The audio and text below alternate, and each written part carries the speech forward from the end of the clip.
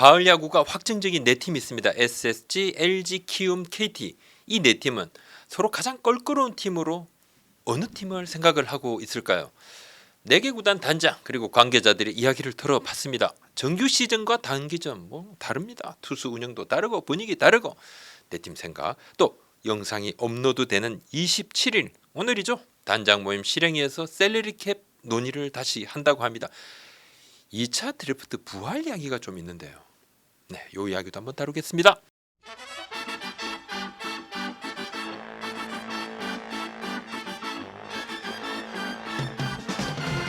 네 팀 지금 상위 1, 2, 3, 4위 이 네 팀의 팀 간 전적을 한번 표로 한번 보시겠습니다. 쫙. 네.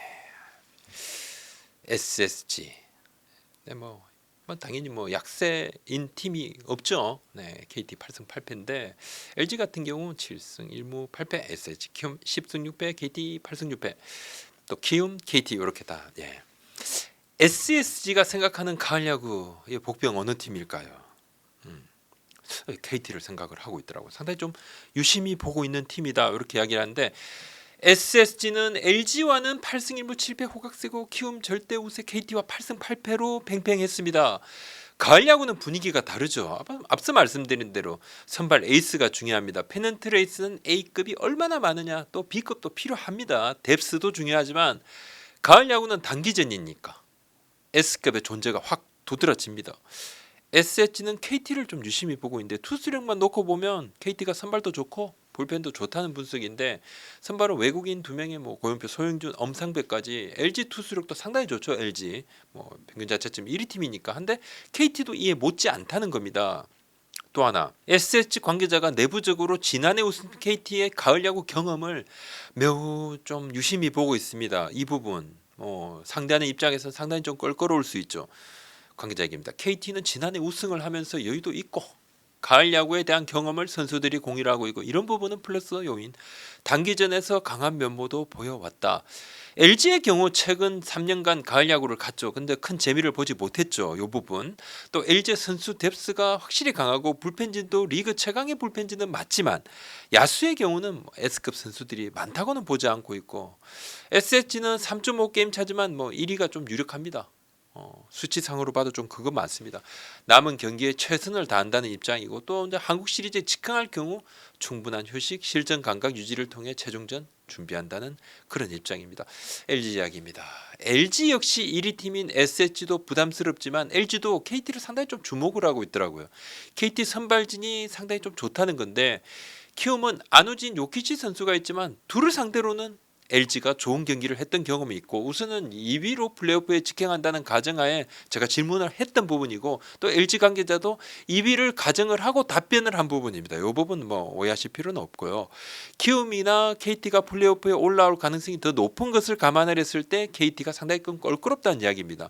물론 5위 팀이 차곡차곡 올라올 수도 있고 LG가 막판 대선전을 펼쳐서 1위로 한국 시리즈에 직행을 할 수도 있겠죠. 그렇다면 얘기는 달라질 겁니다. 현 상황에서의 현실적인 가을 야구 상대 분석은 이렇습니다. 물론 1위 팀 SSG가 만만하다 그런 이야기 아니었습니다. LG는 3.5게임 차에서 남은 경기에서 1위 싸움에 어떻게 대처를 하고 있을까요? 차명수 LG 단장 얘기입니다. 남은 경기는 무리하지 않고 전략적으로 좀 다가가야 될 것 같고 1위를 노리고 현실적으로 2위를 염두에 두고 마지막 턴을 준비한다. 그러니까 1위 노리는 건 무리하지 않고 1위를 한번 마지막까지 최선을 한번 다해보는 거고 무리를 하지 않는 선에서 현실적으로는 2위를 염두에 두고 마지막 턴을 준비하는 건 바로 선수들의 체력이라든지 부상 방지를 고민을 한다는 거죠.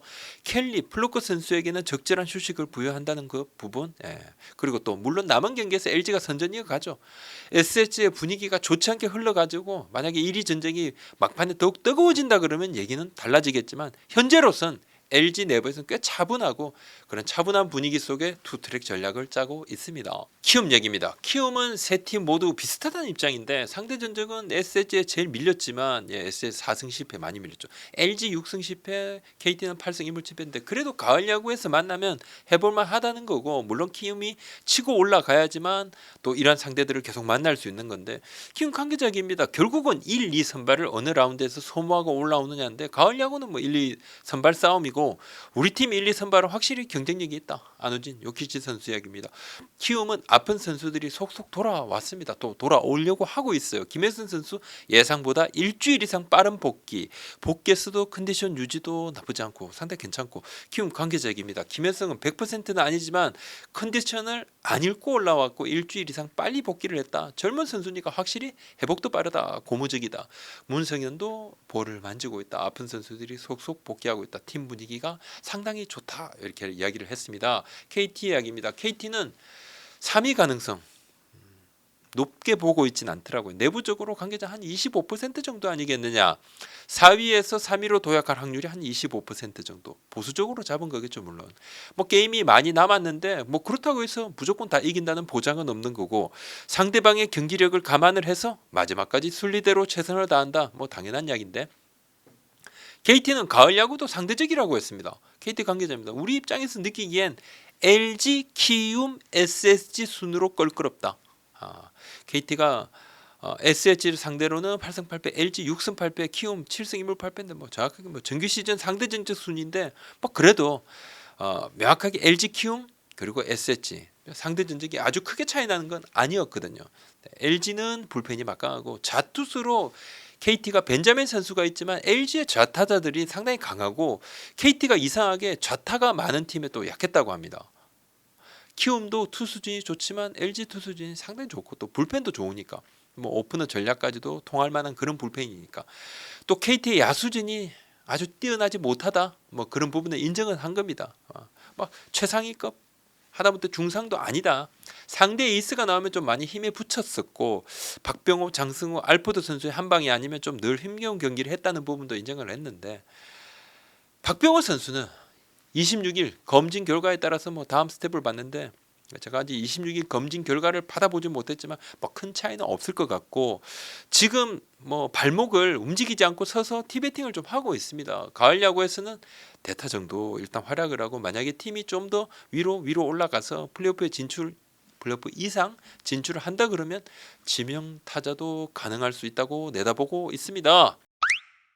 앞서 말씀드린 대로 외국인 선수 셀러리 캡의 경우 뭐 이전 영상에서 제가 몇 차례 소개를 해드렸습니다. 확대가 유력합니다. 뭐 3명에 400만 달러인데 연차별로 10만 달러씩 더 주는 방안 이거 유력합니다. 27일 실행해서 논의를 하는데 문제는 국내 선수 셀러리 캡입니다. 구단마다 입장이 좀 많이 다릅니다. 팽팽합니다. SSG 그리고 LG, NC는 셀러리 캡 구조를 좀 개선을 했으면 하는 쪽입니다.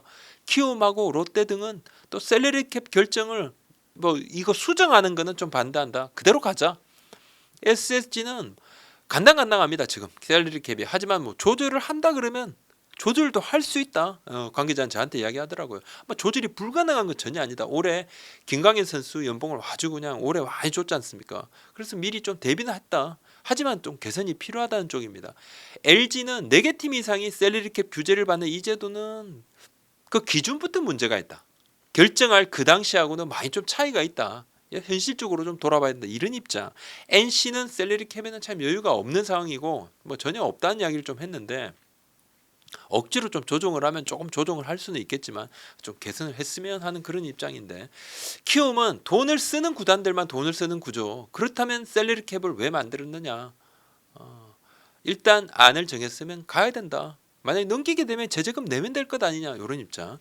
롯데는 이미 수년 전부터 셀러리 캡 시행을 예고를 한 거 아니냐. 지금 뭐 어제 오늘 정한 건 아니지 않냐. 몇 년 됐지 않냐. 구단이 이에 대해서 대비를 뭐 하라고 한 건데 또 이에 대해 대비를 했는데 지금 와서 셀러리 캡을 갑자기 또 조정한다는 것은 좀 문제 있는 것 아닌가.